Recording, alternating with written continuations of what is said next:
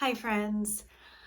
In this video and in the blog post I just wrote, I want to talk a little bit about why I, a coach, hired a coach. Um, so after my training, I thought I would never need coaching again.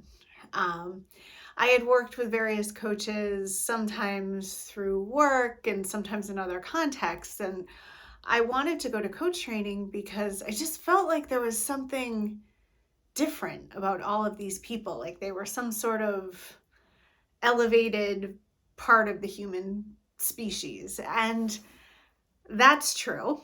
And I know I've changed and grown based on this work that I've done for myself, based on what I've learned.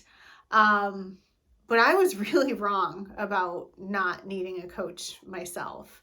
And it's interesting because I went through a lot of the same thought process that I had gone through previous to becoming a coach, and that I would imagine a lot of you might be going through as well.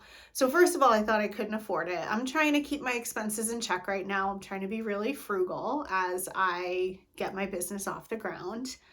And I was able to find a coach that was affordable, that was within my budget. I mean, some coaches charge $500, $1,000 an hour. That was not within my budget, and I'm sure they're very good.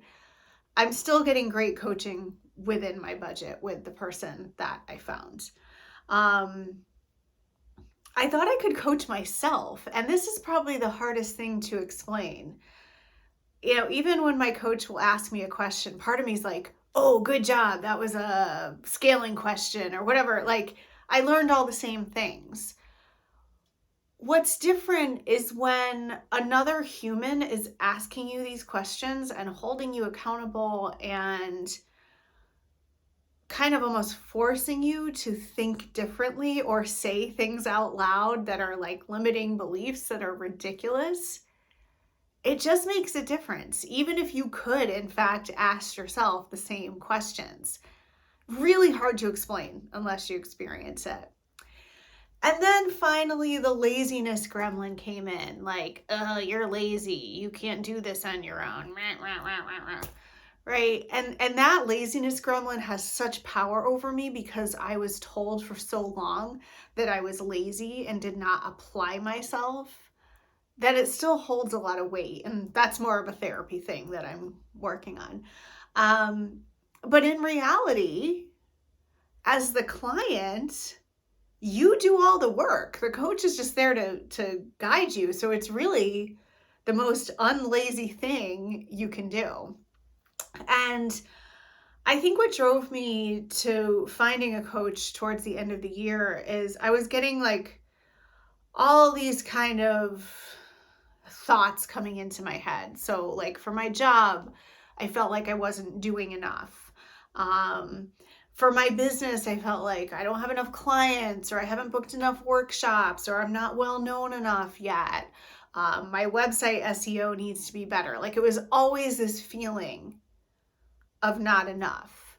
Um, with my husband, I felt like I was a shitty wife because I wasn't always making a home cooked meal every night, or because sometimes I am working on things for my business and I'm not as present as I would like to be. With friends and family, like I would often say, like, oh, I'm a terrible friend because I haven't talked to this person in so long. And I think we all have a hard time adapting to kind of this notion of middle-aged friendships where things are just harder. Like we don't all live in the same town. We can't just like be like, hey, what are you doing? Like people have jobs and kids and aging parents and all sorts of other responsibilities. So things are just harder. And that's not my fault or anyone's fault. It's just kind of the way it is. So anyway, I wanted to share this because I know that there's a lot of misconceptions about coaching. There's a lot of probably hesitation based on the same things that made me hesitate, even though I know the value of this. And so I hope it's helpful to have this perspective. Like I said, there's an accompanying blog post to this video. If you like what I have to say, please subscribe. go to my website, jenjortnercassidy.com, and you can learn more about what I do. Thanks so much.